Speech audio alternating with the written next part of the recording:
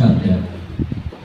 Magkaroon po tayo ng salita pagbasa. Ako po sa verse 1, kayo po sa verse 2, and then sabay-sabay po tayo sa verse 17 ba yan?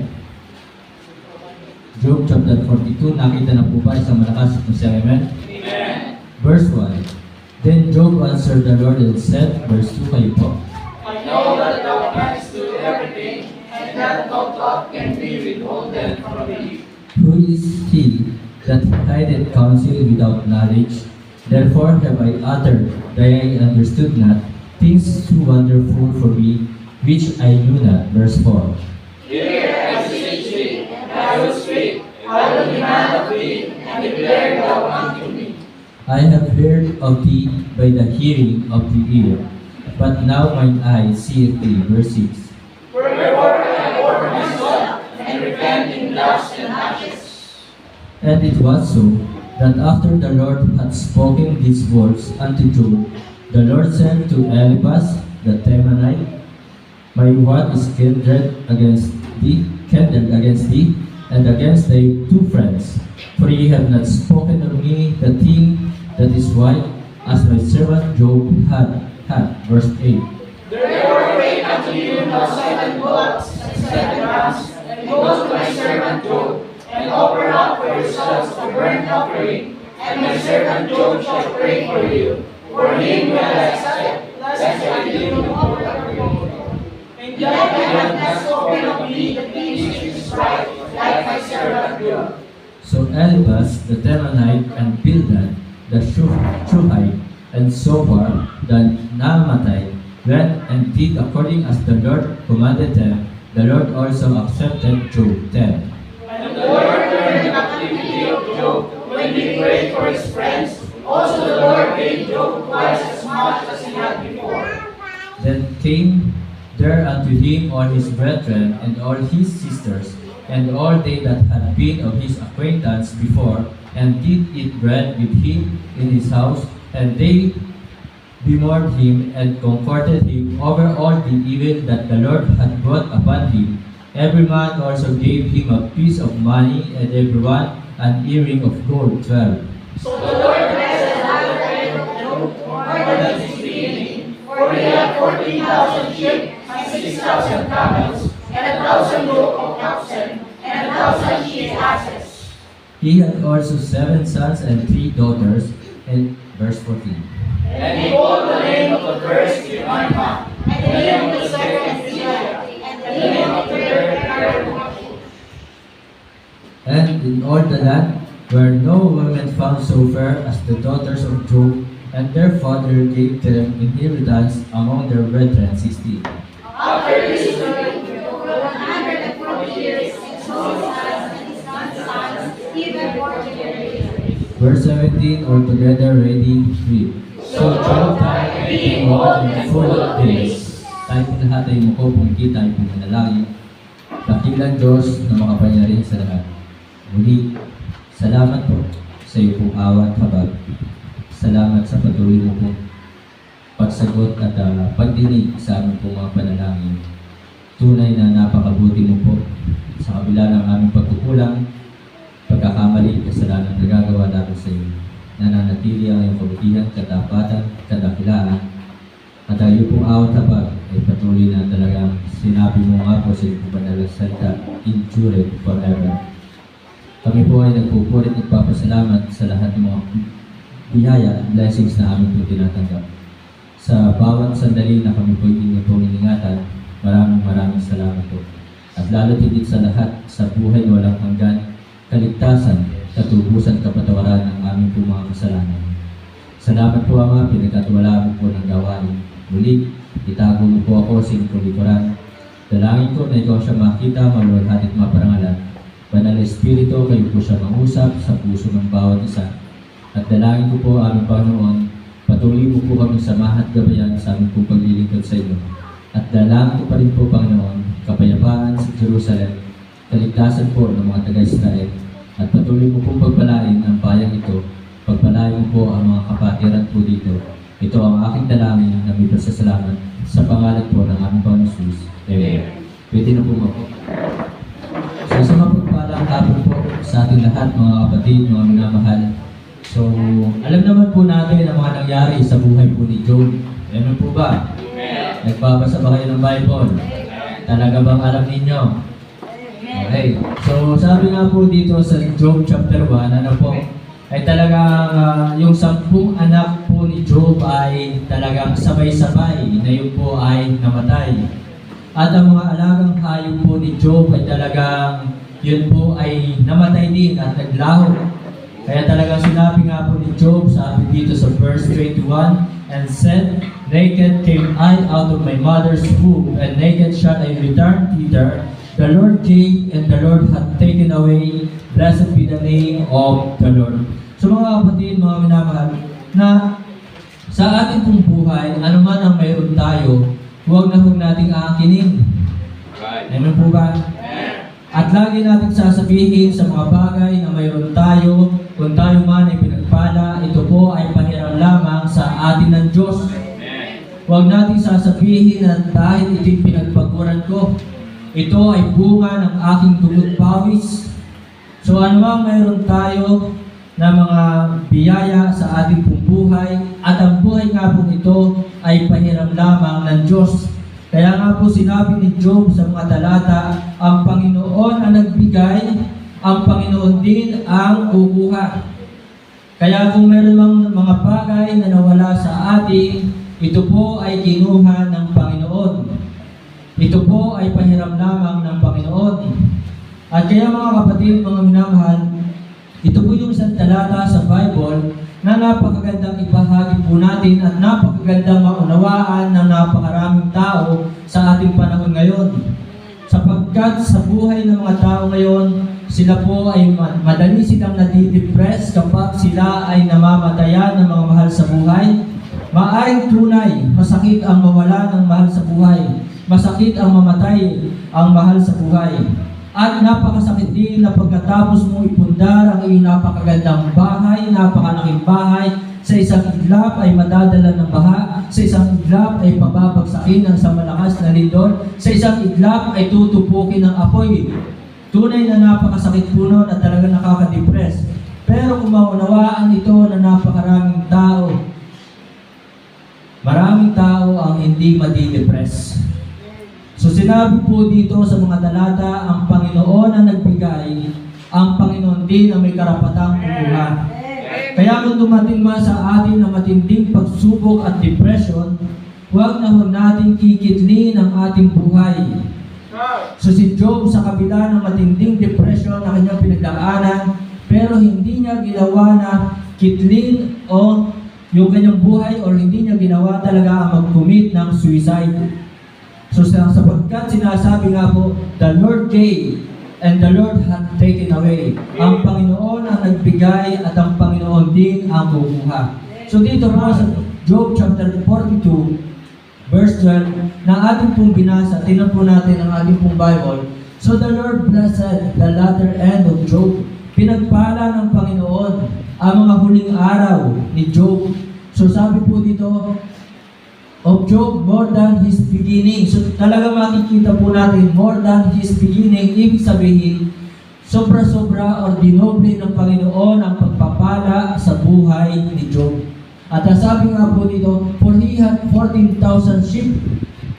So 14,000 sheep. Na nung nagsisimula po si Job, sa simula po ng chapter 1, ang kanya pong alagang tupa ay 7,000 sheep. So dinoble po yan ng Panginoon. And 6,000 camel. So doon po sa chapter 1, yan po ay 3,000 camels. And then sabi po dito, and 1,000 yoke of oxen. So doon po sa chapter 1, yan po ay 500 po lamang ang alaga niyang mga baka. And 1,000 she-asses. So yan po ay 500 din lamang po. So mga kapatid, mga minamahal, talagang si Job, makikita po natin, pinagpala ng Panginoon. So kaya nga po ang title po nito, Job's Faithfulness Rewarded. Yung katapatan ni Job sa Panginoon, sa ating Diyos, ay talagang ginantihan ng Panginoon. Talagang pinagpala ng Panginoon. Sa lahat naman tayo dito, gusto natin talagang pagpalain tayo. Pero ang pagpapala ay hindi lamang material na bagay. Pero Aminin natin, talagang nais natin pagpalain pa tayo materially. Sino ba ang ayaw? Sino ba yung may ayaw ng mga material na bagay? Di ba? So sino ba ang ayaw na magkaroon ng Innova? Sino ba ang ayaw na magkaroon ng magandang bahay? Sino ba ang ayaw na magkaroon ng malaking sweldo? Di ba lahat naman tayo? Lahat tayo ay nangangarap na talagang madoble ang kita natin, lumaki ang ating income. Di ba? So lahat tayo ay nangangarap na talagang pagpalain tayo materially. So dito po ay talagang makikita po natin si Job ay talagang pinagpala, ginantihan ng Panginoon ang kanyang katapatan. Kaya mga kapatid, mga minamahal, tanungin natin ang ating sarili. Tayo ay tapat sa Panginoon. Suriin natin ang ating sarili. At ang ating sarili ang ating tatanungin, bakit wala ako noon? Diba? Bakit siya mayroon? So titingnan natin, susuriin natin ang ating sarili. Kasi minsan tayo po, ang ginagawa ng napakaraming tao, hingi lang ng hingi sa Panginoon. Yan ang nangyayari sa buhay na napakaraming tao. Panay ang hingi sa Panginoon, pero walang ginagawa para sa Panginoon. So mga kapatid, tingnan po natin ang ating pong Bible sa Job 13 verse 15. Job 13 verse 15.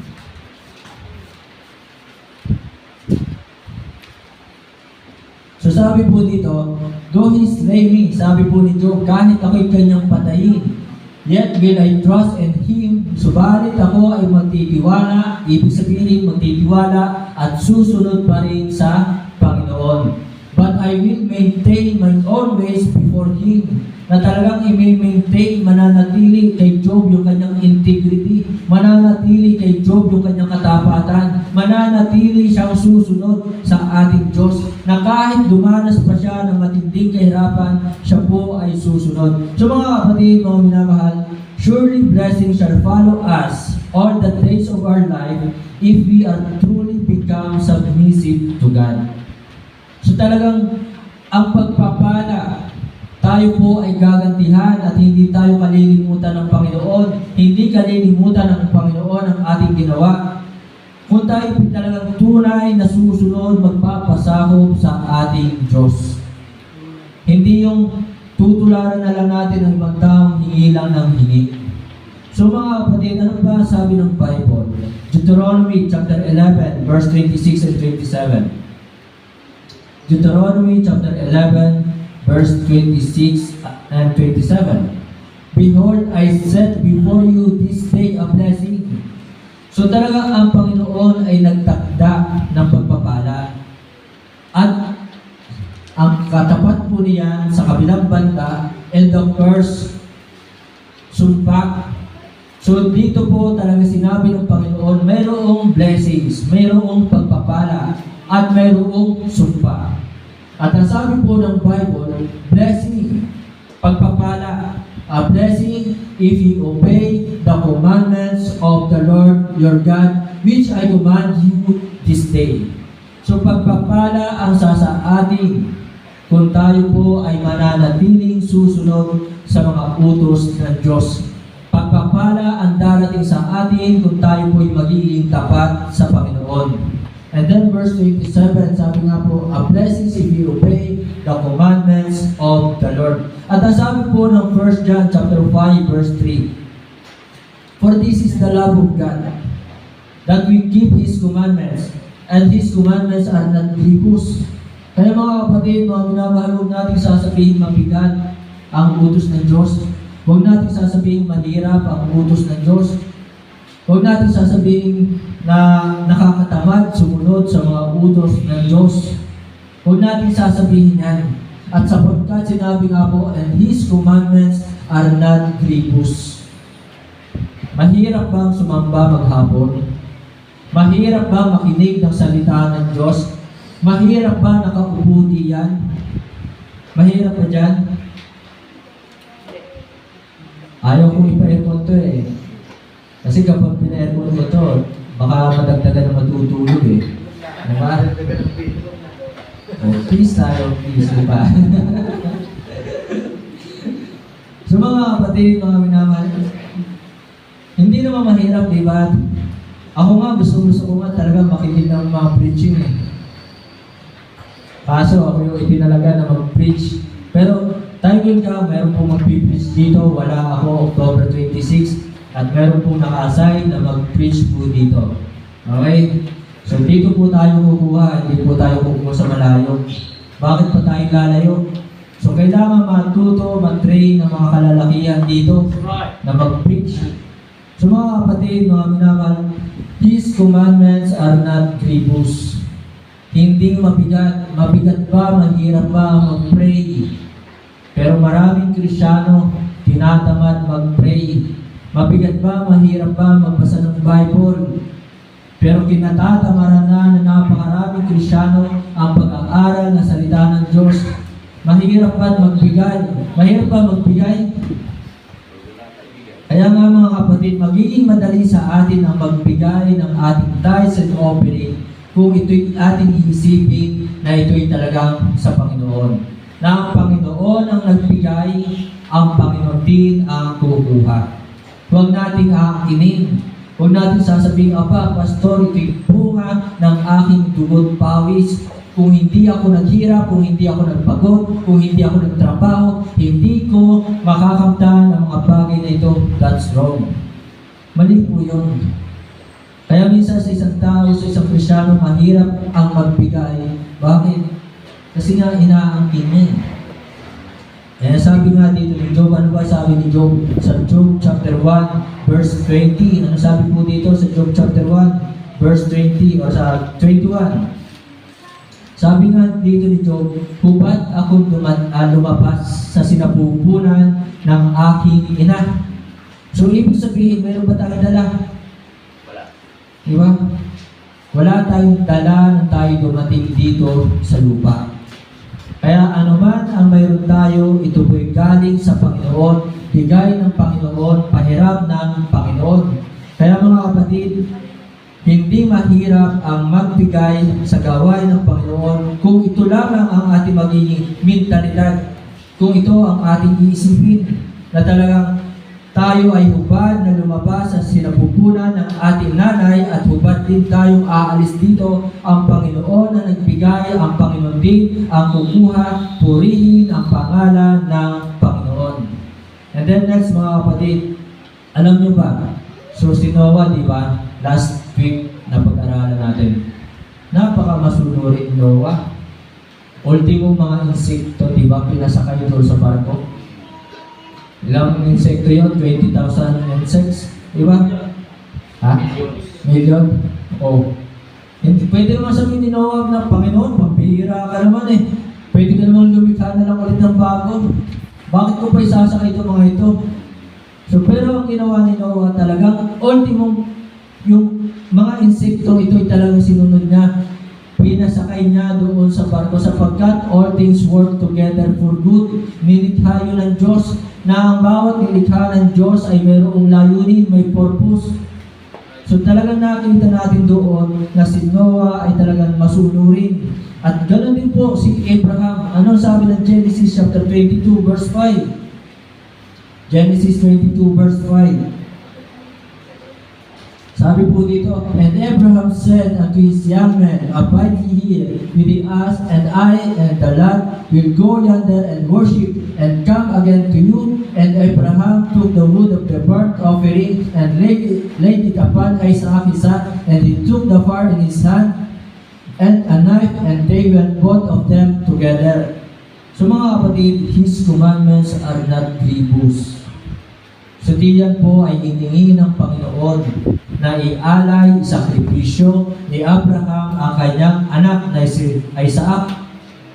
So si Abraham willing na talagang ialay.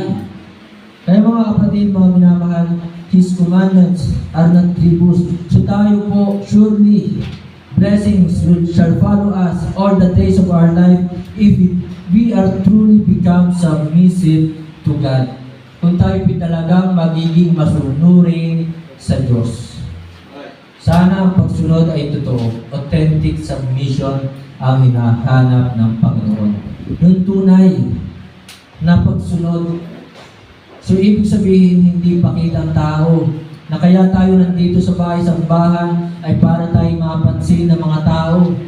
Dapat tunay ang ginagawa nating pagbabasa ng Bible, tunay ang ginagawa nating pagbibigay, tunay ang ginagawa nating pagsamba, tunay ang ginagawa nating paglilingkod sa Diyos, tunay ang paggalang natin sa ating kapwa.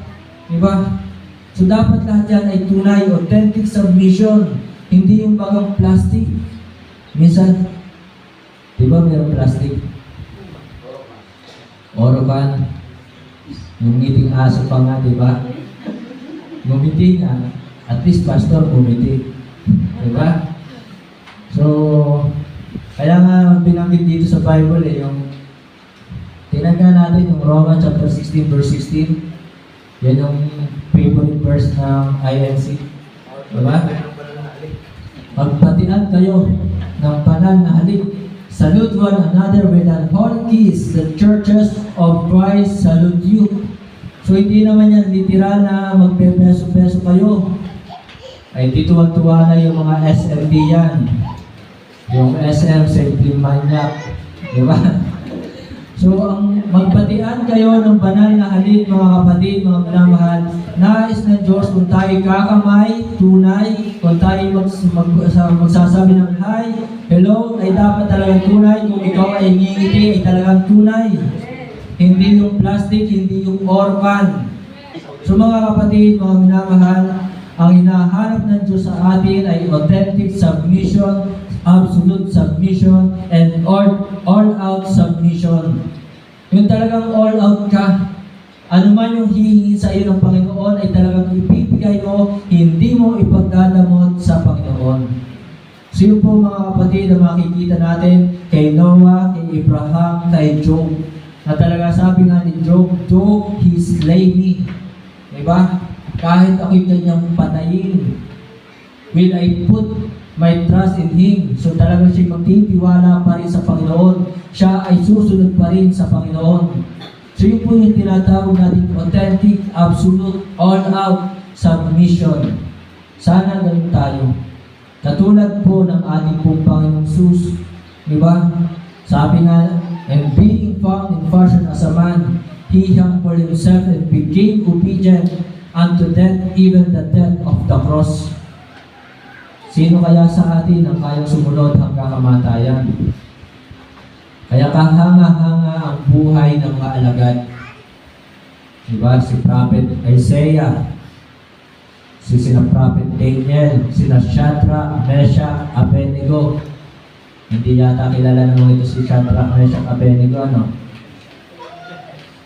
Hindi rin kilala naman ito si Garaya. Nagaraya, kilala nyo? Si Sarah Benito lang. Sarah Benito. Yun.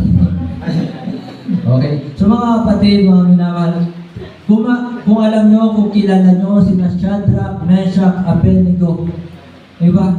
So napakatindi ng kanilang ginawang pagsunod. So matatawag natin na yun po yung authentic, absolute, and all-out submission.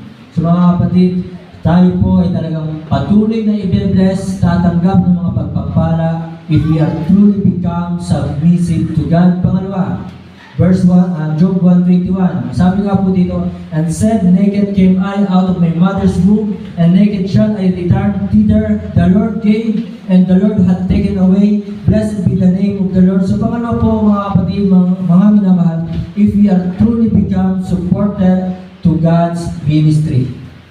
Kung tayo tunay na magiging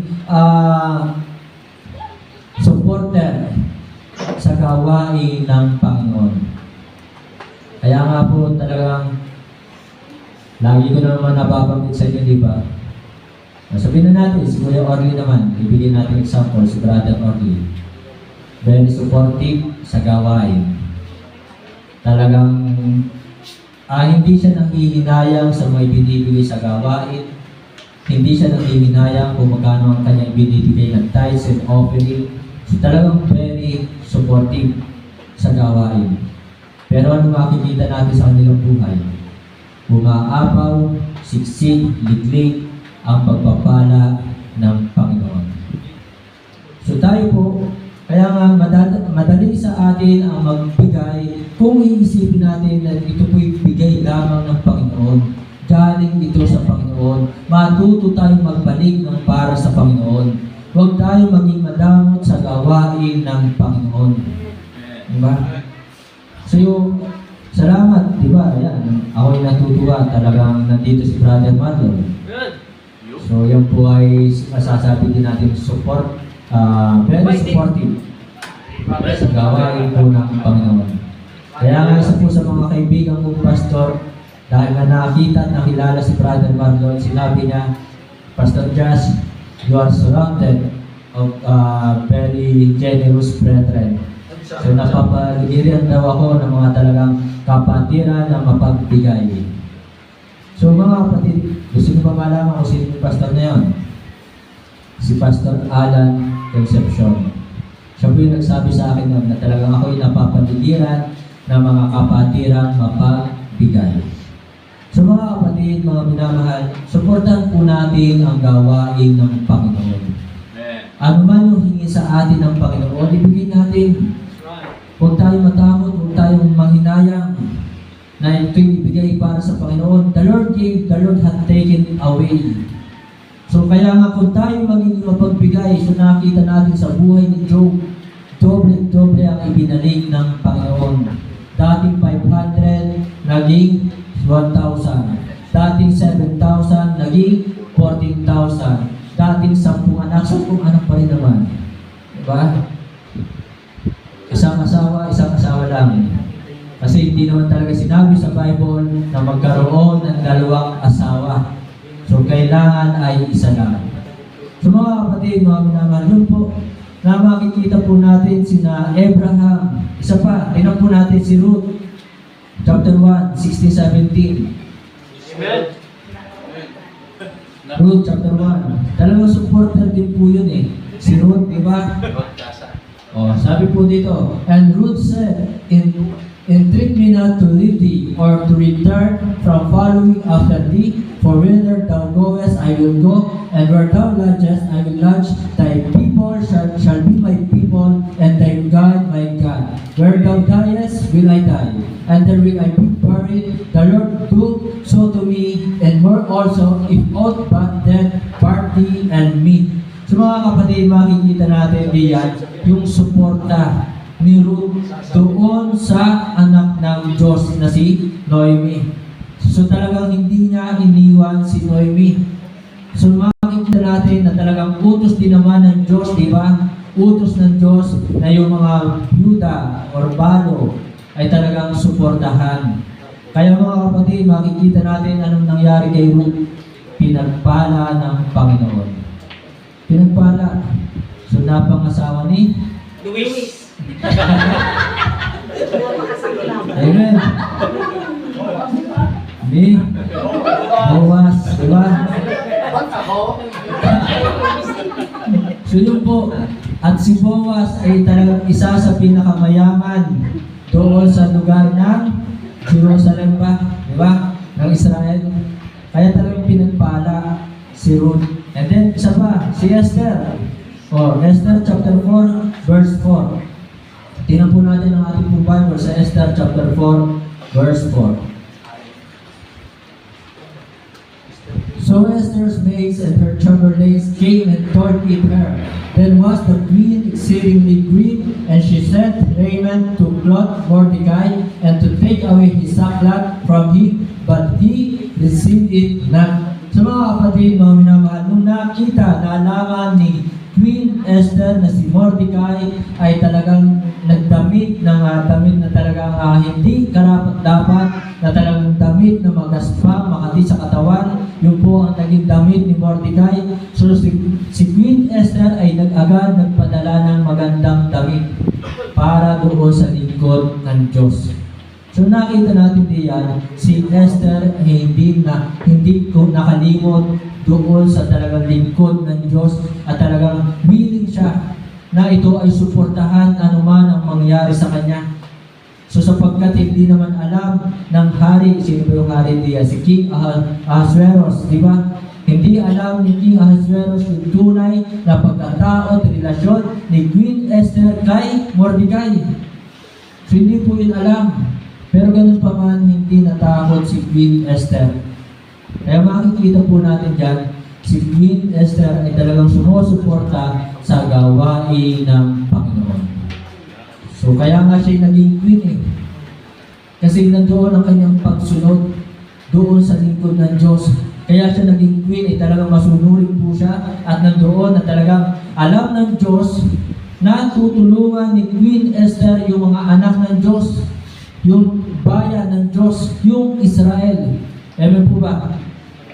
Kaya mga kapatid, mga minamahal, huwag tayong mapagod, magsawang suportahan ang gawain ng Panginoon. So, yung mga taong sumusuporta sa gawain ng Panginoon, hindi na nila binilang pa yung mga bagay na kanilang ibinigay. Yun po yung totoo. Si Pastor Sosa, nung nagsisimula po ng gawain sa Lemery, sino ba yung laging kasama niya? Sino ba yung laging nasa tabi niya? Sino ba yung laging nagbibigay pa sa gawain? From year 1990s, at ngayon po ay 2025 na, nagsawa pa siya sa pagbibigay? Hindi. Kasi sa kanyang pagbibigay, lalo siyang pinagpala. Kaya mga kapatid, mga minamahal, talagang every blessings, sana lahat ng mga pagpapala meron tayo, gamitin natin for the glory of the Lord. Use it for the glory of the Lord. At huwag na huwag tayo mapapagod. So yun po, kaya nga naman, binigyan tayo dito ng Innova. So magkano yung halaga niyan? 840. From the start na tayo po ay nagsimula ng gawain dito, bakit ito ay naging ganito? Bakit nagkaroon ng kisame? Bakit yan ay kumpleto ang tiles? Bakit merong baptistry? Diba? So yun po ay talagang sumuporta sa gawain. So, and then sa pagbabayad, nagbigay din siya. So hindi niya binilang yung mga bagay na kanyang ibinigay. Sapagkat sa totoo lang, mabibilang pa ba natin ang biyaya ng Panginoon?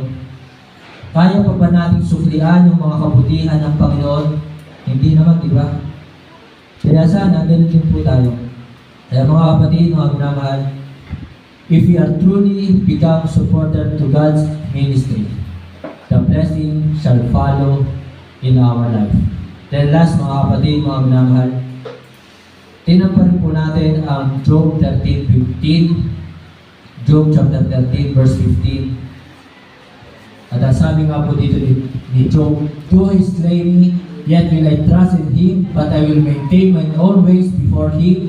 And then tingnan pa rin po natin ang mga talata sa Job chapter 31 verse 6.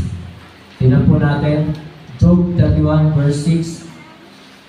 Sabi po dito, let me be weighed in an even balance that God may know my integrity. So yan po talaga si Job ay nagtapat at nanatiling sumunod sa kabila ng mga kahirapan na mayroon po siya. And then Job chapter 1 verse 1. Job 1:1. Sabi po dito, there was a man in the land of Uz whose name was Job, and that man was perfect and upright, and one that feared God and eschewed evil. Talagang si Job may takot sa Diyos. May takot, pagmamahal, paggalang, respeto sa Diyos. Talagang yung po sinasabing fear God, talagang makikita po natin diyan. Siya po ay sumusunod sa Diyos. Verse 8, tinan po natin. Verse 8.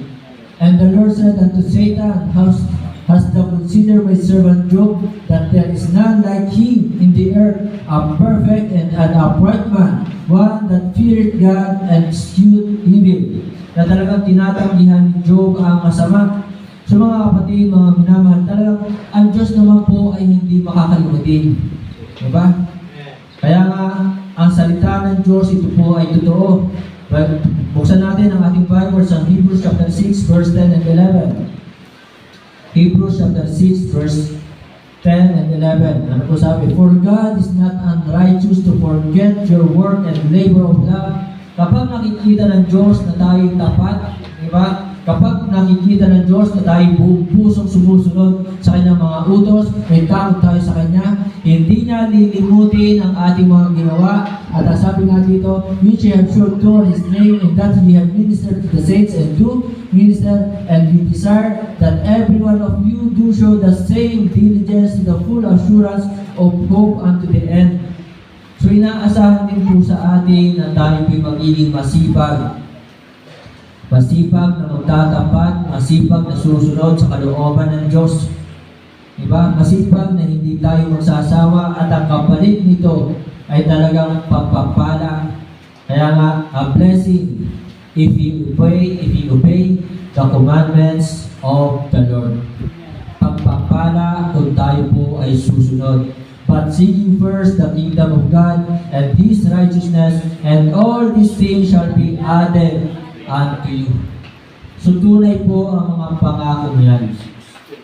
Kaya mga kapatid, mga minamahal, unahin natin. So, yun nga po, ang huling puntos po dito mga kapatid, surely a blessings will follow in every one of us if we truly become spiritual Christian. If we truly become spiritual Christian.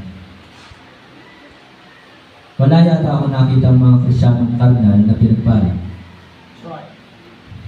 Diba? Maraming mga karnal Christian na hindi talaga pinagpala. Or kung dumating man sa kanila yung pagpapala, madali din itong nawawala. Kasi hindi nila natutunan ang magbalik ng para sa Panginoon. Kaya tayo po'y tunay na pagpapalain ng Panginoon if we are spiritual Christian, not carnal. Kasi nga ano ba sabi ng pagiging carnal? Ang pagiging carnal Christian, ito'y pakikipaglaban sa Diyos. Sapagkat ito ay hindi nga nagpapasakop sumusunod sa utos ng Diyos. Yun po ang carnal. At ang carnal Christian, wala na talaga yung ibang inisip, kundi mga pagmundo. Pero ang spiritual Christian, sabi nga po ng Colossians chapter 3, verse 1 and 2, sino ba yung mga spiritual Christian? Kaya sana maging spiritual po tayo. If ye then be risen with Christ, kung tayo nga po talagang binuhay ng muli kay Kristo, seek those things which are above, where Christ seated on the right hand of God. Set your affections on things above, not on things of the earth. So mga kapatid, mga minamahal, seek God's will. Yun po ang spiritual Christian. Laging hinahanap ang pagsamba. Diba? Yun yun, na talagang pagdating ng Lunes, para bang ang Lunes, excited na agad siya mag-Sunday. Yun yung spiritual. Pero yung carnal, Biyernes na ngayon Sabado bukas, tapos Linggo. Pupunta na naman si Pastor, mamuulit na naman yun. Diba? Dapat kapag pagdating ng Sabado, excited ka para bukas, yon ang spiritual. Ay salamat, Sabado na ngayon, bukas ay Linggo na. Makakapakinig na ulit ako ng preaching, makakapanambahan na ulit ako. So yun ang spiritual. Hindi yung, naku, Sabado ay Linggo na bukas. Gusto ko pa namang matulog na mahaba. So mga kapatid, seek God